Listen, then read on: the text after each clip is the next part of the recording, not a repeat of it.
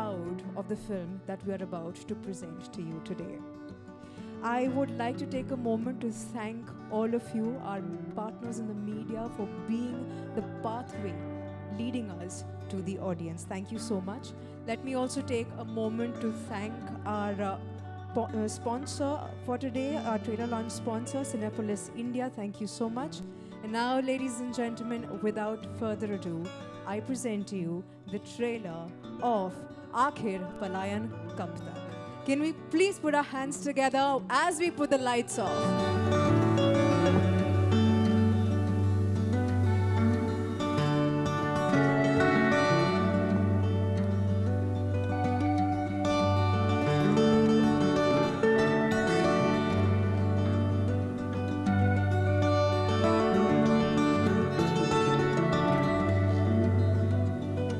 सबसे पहले तो thank you so much to all of you. आप यहाँ पर आए हैं. Thank you so much for joining us today. So honey, let me start with you. Firstly, you're looking lovely. I have to ask you, this is your first film as a producer. Yes. Such a strong topic. Thank you. How challenging was it for you, especially as a woman producer? It was मतलब मैं हिंदी में बात करूँगी. Actually मुझे हिंदी अच्छी लगती है, तो बहुत चैलेंजिंग था. और मैं हमेशा से मतलब ये इस टाइप के चीज़ों में मतलब रुचि रखती हूँ. तो मुझे जब पता चला कि मेरे को प्रोड्यूस करनी है फिल्म और मेरे पास कुछ लोग आए, मतलब लोगों के साथ जो बातचीत हुई, तो जब मैंने स्टार्ट किया डायरेक्टर के साथ, पहले से ही हमारा कम्युनिकेशन चल रहा था कि हम फिल्म बनाएंगे, वो बातचीत चल रही थी. तो फिल्म ऐसे ही बनाएंगे ये नहीं पता था, बट जब ये लगा कि मेरे को कि क्या फिल्म बनानी चाहिए जो एक मैसेज आए, जो हम लोगों तक पहुंचाए और लोगों के लिए कुछ कर सके. मैं हमेशा से अभी भी मैं अब चाहती हूँ, आगे भी लाइफ भगवान मुझे ऐसा इतना कुछ दें कि मैं लोगों के लिए कुछ कर पाऊँ जो हेल्पलेस है. तो इसीलिए मेरे अंदर थॉट आया, मैंने शेयर किया इनके साथ. ये भी हमारी ट्यूनिंग बहुत अच्छी मिलती है इनके साथ, अंडरस्टैंडिंग बहुत अच्छी थी. तो हमने स्टार्ट किया. बाकी ये बताएंगे आगे स्टोरी के बारे में सारी चीज़ें. जी बिल्कुल. मुकुंद, मुझसे आपसे पूछना है कि इतना बोल्ड टॉपिक आपने राइट भी किया है, डायरेक्ट भी किया है, कैसा था प्रोसेस आपके लिए? बोल्ड टॉपिक क्यों है? ये तो मतलब आप एक चीज़ समझिए ना कि जो फिल्में होती है वो हमारा जो समाज है उसका आईना होती है. तो टॉपिक कुछ बोल्ड नहीं होता और बोल्ड कुछ नहीं है. ये एक्चुअली हमारी सोसाइटी में हो रहा है. कोई ज़रूरी थोड़ी है कि हम लोग एक हीरो और हीरोइन को नाचते हुए दिखाएं. एक मीनिंगफुल फिल्म भी तो बन सकती है. तो अब आप एक चीज़ समझिए कि हम लोग अगर जिन लोगों को पता है चीज़ें, अगर वो हम लोगों को नहीं बताएंगे तो लोगों को पता कैसे चलेगा कि उनके साथ क्या गलत हो रहा है, होता आ रहा है, या क्या सही हो रहा है. कोई ज़रूरी है नेगेटिव बातों पे फिल्म बने. ये हमने अवेयरनेस के लिए फिल्म बनाई है, तो अवेयरनेस लोगों को किसी तरीके से तो पता लगे. तो ये इसीलिए हम लोगों ने डिसाइड किया कि लोगों को, हमारा मोटिव यही रहना चाहिए मेरे हिसाब से फिल्मों का, कि हम लोगों को एक मैसेज तो दें, पता तो लगे लोगों को चल क्या रहा है दुनिया में. तो इट्स नॉट बोल्ड, ये समाज है. Fair enough. Truthful subject. Change कर Yeah. सच्चा सब्जेक्ट. अच्छा, अब मैं हमारे तीनों एक्टर्स से ये पूछना चाहूँगी कि आपका एक्सपीरियंस कैसा था इस प्रोजेक्ट से जुड़कर. आप तीनों अगर आप कुछ कहना चाहेंगे प्लीज़. हाँ जी, एक्सपीरियंस बहुत अच्छा था और बहुत चैलेंजेस आए, और शूट के दौरान भी और उसके बाद भी. मुझे लगता है कि हमने इन्जॉय किया, क्योंकि सब्जेक्ट बहुत मैसेजफुल है और मुझे लगता है समाज में ऐसे सब्जेक्ट की ज़रूरत थी. और एक्ट करके मेरा तो डेब्यू है और काफ़ी सालें लगी यहाँ तक पहुँचने में, और इट्स गुड. मुझे खुशी है कि मैं ऐसे सब्जेक्ट के साथ बॉलीवुड में एंट्री कर रहा हूँ. धमाकेदार शुरुआत कर रहे हैं आप. जी जी जी जी. Yes sir, please.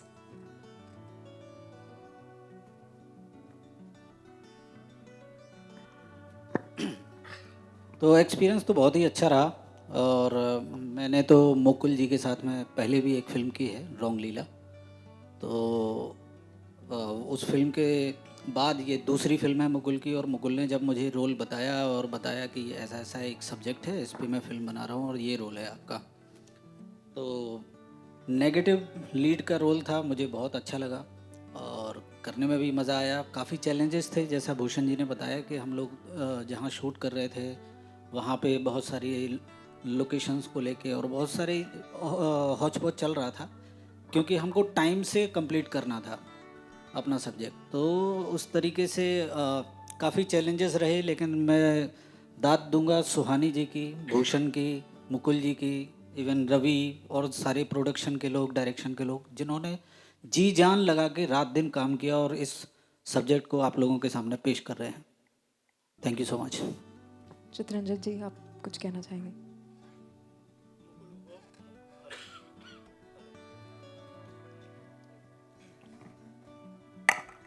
हेलो। हाँ, मुकुल को मैं भी पहले से जानता हूँ और मुझे पता था कि ये कुछ भी करेंगे बहुत अच्छा करेंगे। सो फर्जी के बाद मैं भी ढूंढ रहा था कि कुछ ठीक ठाक सा काम मिले तभी मैं करूँ, कि मैं कुछ भी करना ऐसे मैं करता नहीं एज एन एक्टर। तो एक दिन भाई साहब आ गए मेरे पास और उन्होंने ये सब्जेक्ट के बारे में बताया। तो मैंने कहा काफ़ी डेप्थ है, गहरापन है आपके बताने में भी और आपकी सोच में भी, तो चलते हैं साथ में। मैं लेंथ बड़ा ढूंढ रहा था कि कैरेक्टर कोई बड़ा मिले मुझे, लेकिन लेंथ कम हो के भी ये इतनी बड़ी बात कह रहा है फिल्म में। और जैसे आपने सुना कि गलत को गलत नहीं कहोगे तो जो ना समझ है वो उसी को सही समझ लेंगे। तो इस तरह की लाइन मिलना एक्टर के लिए और एक मैसेज और एज एन एक्टर कैरेक्टर को समझ के लोगों तक पहुंचाना, डायरेक्टर और प्रोड्यूसर जो चाहते हैं, वो जिम्मेदारी मेरी थी। तो जहाँ तक हो सका मैंने करने की कोशिश की है। बाकी तो फिल्म देखिए, 16 तारीख को है। धन्यवाद। Thank you so much. मेरा आपसे फाइनल सवाल, जिसके पहले कि मैं मीडिया को ओपन करूँ, ये है कि आप क्या चाहेंगे कि ऑडियंसेस ये फिल्म से क्या वापस लेकर घर जाए? क्या थॉट? देखिए, वापस लेके जाने के लिए एक ही थॉट है कि भाई ये जो कुछ चल रहा है हमारे समाज में वो शांत रहे, सब लोग साथ में रहें, चैन से रहें, और ये जो पॉलिटिकल लफड़ों में पड़ के लोग जो आपस में पंगे करते हैं वो ना करें। अवेयरनेस लेके जाएं, सीख के जाएं कि आसपास क्या है, वो थोड़ा अवेयर हो जाए। एक्चुअली जो चीज़ टॉपिक हमने उठाया इसके बारे में ज़्यादा लोगों को नहीं पता है। मुझे लगता है कि भारत में 10% लोगों को ये बात पता होगी। तो इसी फिल्म के बाद 10% भी नहीं है, एक्चुअली 1% भी नहीं है जिनको पता है इस बारे में, इन चीज़ों के बारे में किसी को नहीं पता। मतलब आप एक चीज़ सोचिए कि एक कानून है जिस कानून में क्रिमिनल भी वही है, जज भी वही है, कोर्ट भी वही है, सब कुछ वही है। तो ऐसा कानून हो कैसे सकता है? पहली बात तो यह, कौन से दुनिया में कौन सा ऐसा देश है जहाँ पे ऐसा कानून हो सकता है? सोच के देखिए, किसी भी देश में नहीं है। सिर्फ हमारा देश ऐसा है जहाँ पर ये कानून है। क्यों है पता नहीं। क्योंकि यहाँ मुझे लगता है कि लोग इतने अवेयर नहीं है। जो पब्लिक में बहुत ताकत होती है। भारत में अगर आज सरकार भी चलती है तो लोग डिसाइड करते हैं, भारत के लोग डिसाइड करते हैं कि कौन रहेगा। तो मुझे लगता है कि लोगों में इतनी ताकत होती है, अगर लोग एक साथ इकट्ठा होकर आवाज़ उठाएंगे, जो अन्याय हो रहा है, चीज़ें हो रही है, तो मुझे लगता है कि चेंज होना चाहिए। तो इसीलिए हम लोगों ने कनेक्ट किया है कि लोगों को हम बताएं कि क्या है आखिर पलायन कब तक। ओके, ऑन दैट नोट मैं अब Q&A के लिए ओपन कर रही हूँ। Members of the media please हाथ उठाएं या आपको माइक पहुँचा दिया जाएगा।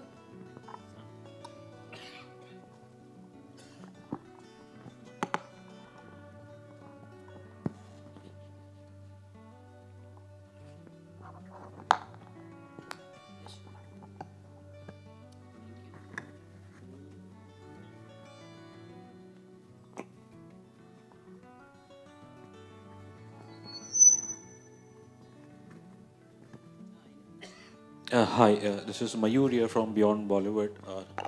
ट्रेलर ऑब्वियसली बड़ा इंटरेस्टिंग है, विषय थोड़ा कंटेंशियस है, और मेरा सवाल डायरेक्टर साहब और प्रोड्यूसर दोनों से है। आई थिंक ट्रेलर में एक बड़ी अच्छी लाइन है कि असली पत्रकारिता, तो हमारी भी यही कोशिश रहती है टू डू ट्रू जर्नलिज्म। मैं उम्मीद करता हूँ जो मेरा सवाल है वो एक ट्रू जर्नलिस्ट का ही सवाल है।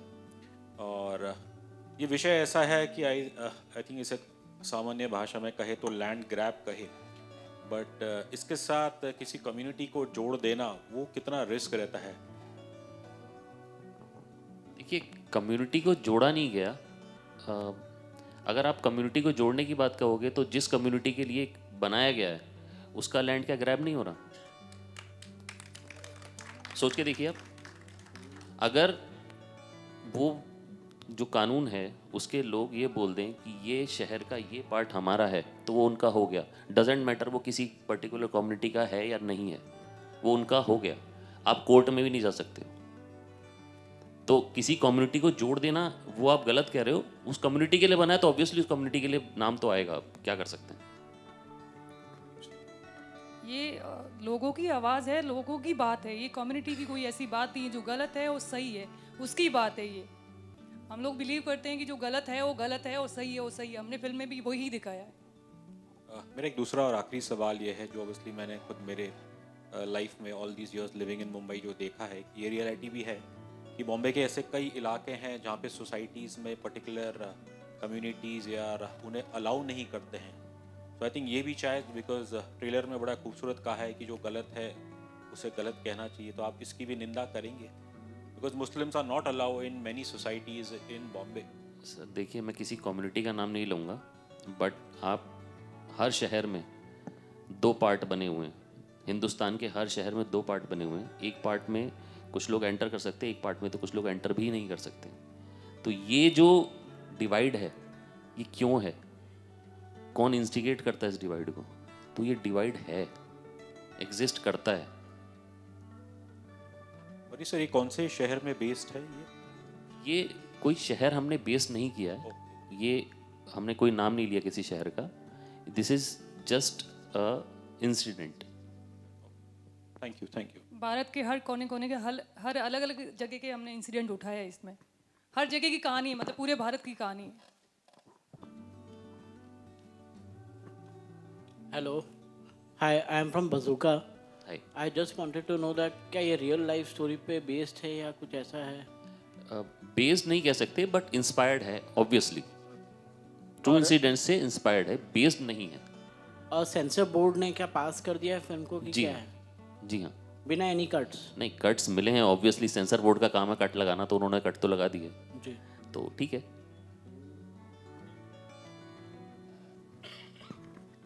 सुहानी, आपसे पूछना चाहूँगा हियर,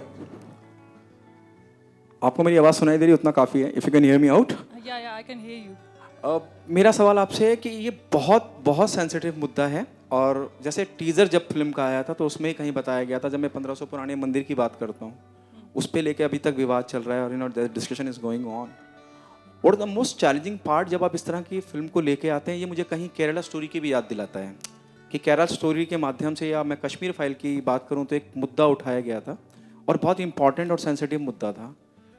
जब आपने इस पे काम करना चालू किया, व्हाट वाज योर थॉट, क्यों ज़रूरी है ये फिल्म? जैसे मैंने पहले भी बताया था, ज़रूरी क्यों है। ज़रूरी क्योंकि मैं बहुत लोगों से ऐसे कनेक्ट करती हूँ। एक बार मेरा इंसिडेंट हुआ था, मैं अगर जा रही थी पुणे, तो मेरा ड्राइवर था जो बैठा था। ऐसे ही हमने डिस्कशन में कई बार ऐसे कुछ अच्छा लगता तो बातचीत कर लेती हूँ, तो वहाँ से मेरे को वो थॉट बहुत मन में लगा। उसने मुझे बताया कि जोगेश्वरी का कोई इंसिडेंट हुआ है, कि ऐसा ऐसा हमारे साथ हुआ, सारे लोग यहाँ से चले गए हैं और मैं बहुत बुरी हालत है, और अब हम परिवार है, हम भी बेच के जाने वाले, एक लास्ट बचे हैं। तो वहाँ से मेरे को बहुत कनेक्ट किया। वो बहुत डीपली बता रहा था। उसका भाई का मर्डर भी हो गया। उसने बताया मेरा भाई का कि उन्होंने मर्डर कर दिया है और हमारी बहन बेटियों को छेड़ा भी है। तो इस तरीके से हमें इस तरीके से परेशान किया। वो आम था, उनको नहीं पता था कि मैं फिल्म बना रही हूँ, मैं कुछ भी नहीं आइडिया था। मैंने ऐसे ही पूछ रहे थे, हम रैंडम पॉलिटिकल बातें मैं करती रहती हूँ कई बार।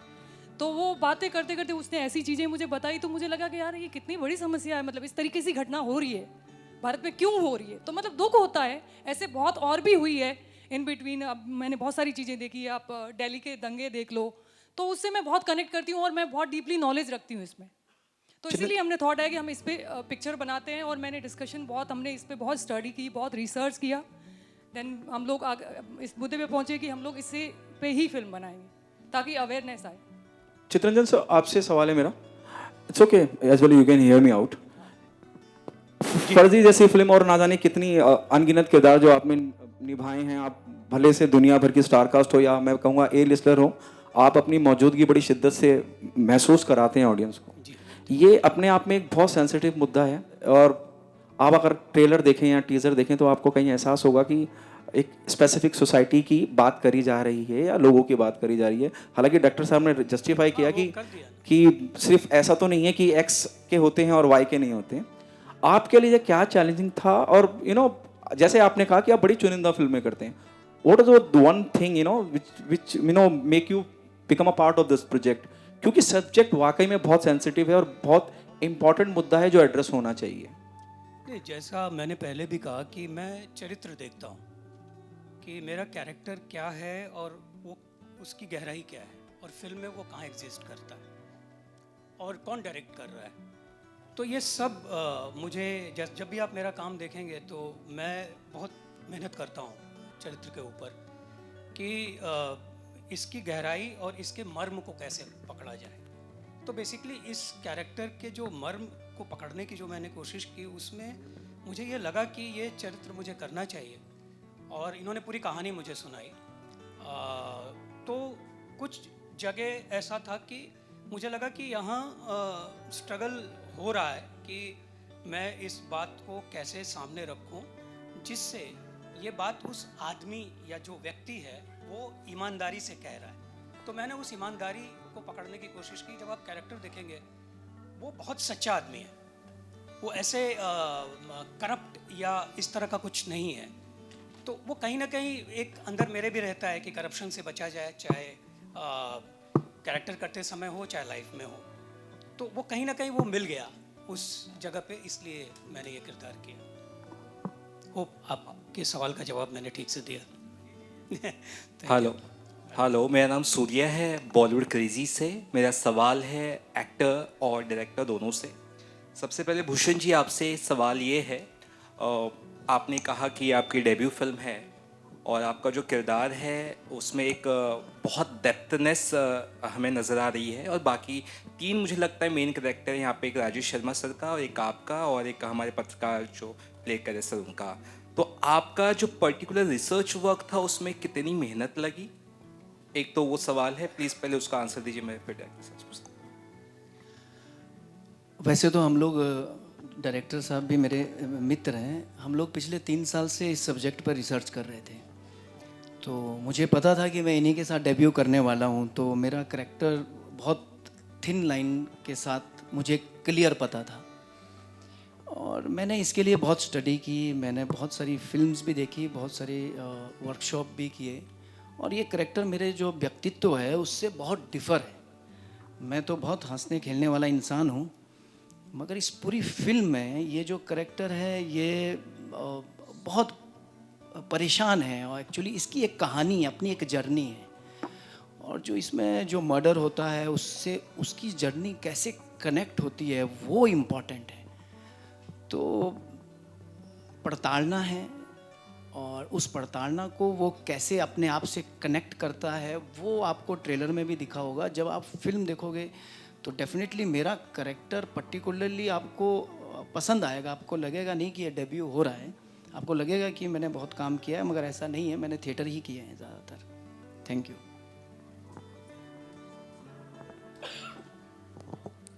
Can I have the mic sent, please?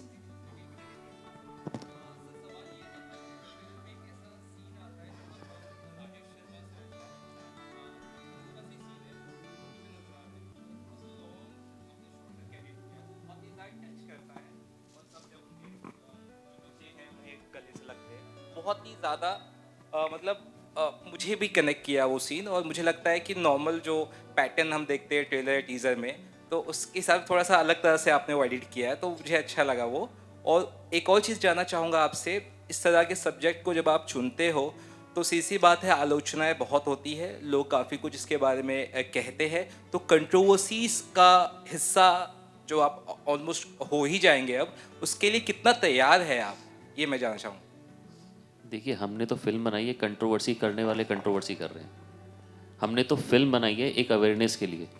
अब अगर कोई उस पर कंट्रोवर्सी करता है तो उसमें हम क्या कर सकते हैं? हमने कोई कंट्रोवर्सी नहीं की है। सेंसर ने फिल्म में टोटल 20 कट्स मारे हैं, एक एक शब्द कटवा दिया उन्होंने, हमने वो शब्द भी काट दिए, हमें कोई प्रॉब्लम नहीं है। उसके बाद भी अगर कंट्रोवर्सी होती है, अगर समाज को एक आईना दिखाने में कंट्रोवर्सी होती है, तो वो कंट्रोवर्सी हमने नहीं की ना, हम कोई प्रोपेगेंडा, हम कंट्रोवर्सी प्रोपेगेट कर रहे हैं।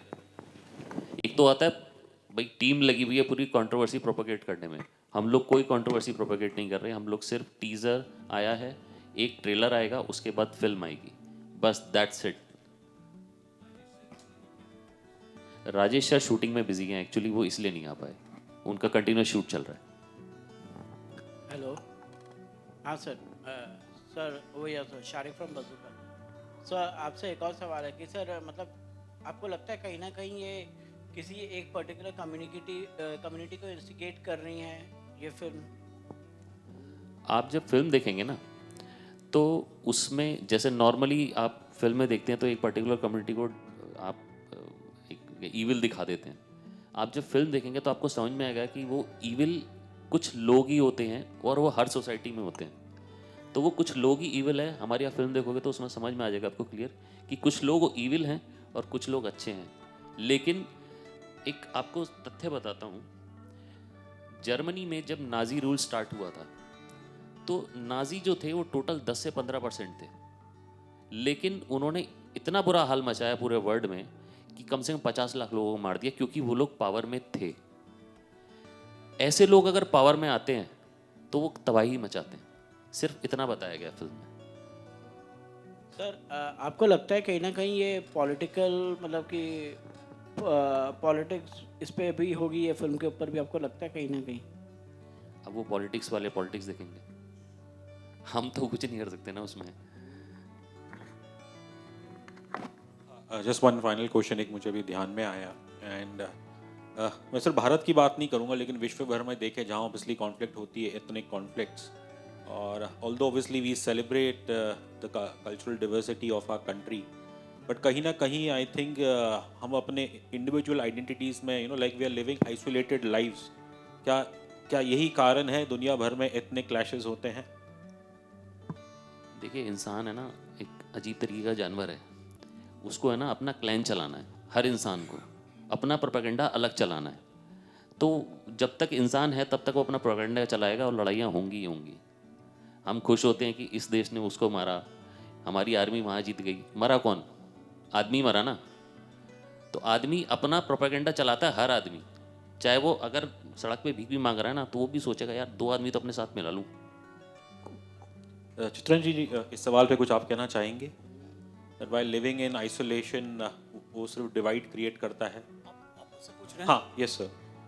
नहीं देखिए, जब इन्होंने स्क्रिप्ट सुनाई ना मुझे, तो मैंने इनसे कहा भी, जब बातचीत चल रही थी, वर्कशॉप की हमने 2 दिन, तो जब बातचीत चल रही थी तो मैंने कहा कि ये फिल्म पीस की बात करती है और मैं उस सब्जेक्ट से जुड़ता हूँ जो पीस की बात करे, शांति की बात करे, तो इसलिए तो मैंने हाँ कहा इनको, क्योंकि इनका जो आइडिया था वो ये था, जो मैंने, बाकी लोग अलग अलग ओपिनियन दे रहे थे, मैंने कहा मुझे ये लग रहा है कि ये फिल्म पीस की बात करती है, शांति की बात करती है, तो ये मेरी ओपिनियन थी।